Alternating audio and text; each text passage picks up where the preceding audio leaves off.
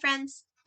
We're reading Little House in the Big Woods, and we're on page 128, still reading about the sugar snow. Grandpa must be glad there's a sugar snow, Laura said. Yes, Pa said. He's very glad. He's going to sugar off again next Monday, and he says we must all come. Pa's blue eyes twinkled. He had been saving the best for last, and he said to Ma, "Hey, Carolyn, there'll be a dance."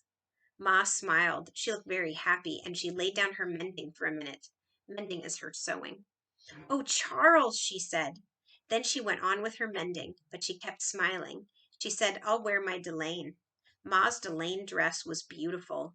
It was a dark green with a little pattern all over it that looked like ripe strawberries.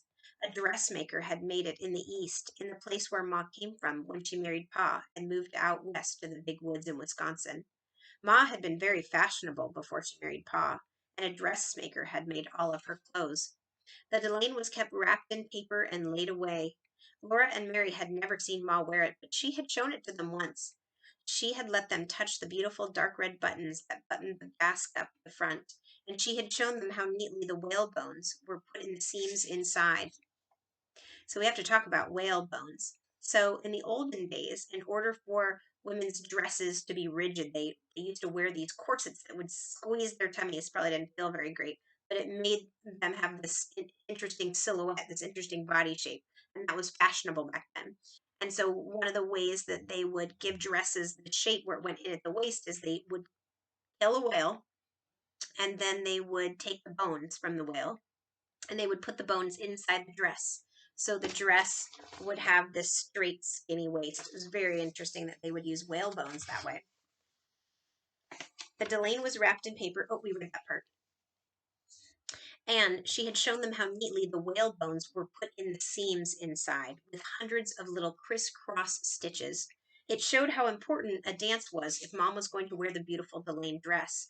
Laura and Mary were excited. They bounced up and down on Pa's knee and asked questions about the dance until at last he said, "Now you girls run along to bed. You'll know all about the dance when you see it. I have to put a new string on my fiddle."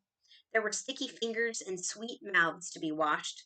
Then there were prayers to be said, and by the time Laura and Mary were snug in their trundle bed, Pa and the fiddle were both singing, while he kept time with his foot on the floor.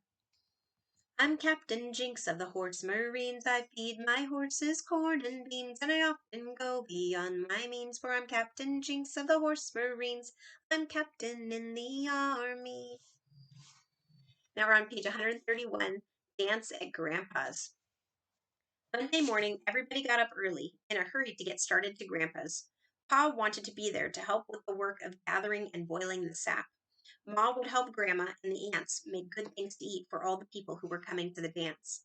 Breakfast was eaten, and the dishes washed, and the beds made by lamplight. That's how early it is in the morning. They're going to Grandpa's, and it's dark out. Pa packed his fiddle carefully in its box and put it in the big sled that was already waiting at the gate. The air was cold and frosty, and the light was gray, when Laura and Mary and Ma, with baby Carrie, were tucked in snug and warm under the robes on the straw in the bottom of the sled.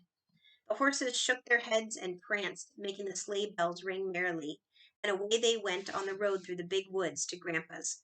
The snow was damp and smooth in the road, so the sled slipped quickly over it, and the big trees seemed to be hurrying by on either side.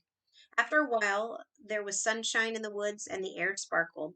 The long streaks of yellow light lay between the shadows of the tree trunks, and the snow was colored faintly pink. All the shadows were thin and blue, and every little curve of snowdrifts and every little track in the snow had a shadow. Pa showed Laura the tracks of the wild creatures in the snow at the sides of the road, the small leaping tracks of cottontail rabbits, the tiny tracks of field mice, and the feather stitching tracks of snowbirds. There were larger tracks like dogs' tracks where foxes had run, and there were the tracks of a deer that had bounded away into the woods. The air was growing warmer already, and Pa said that the snow wouldn't last long. It did not seem long until they were sweeping into the clearing at Grandpa's house, all the sleigh bells jingling. Grandma came to the door and stood there smiling, calling them all to come in. So we're going to stop there, and tomorrow we're going to read all about how they get ready for the last sugar snow and the dance.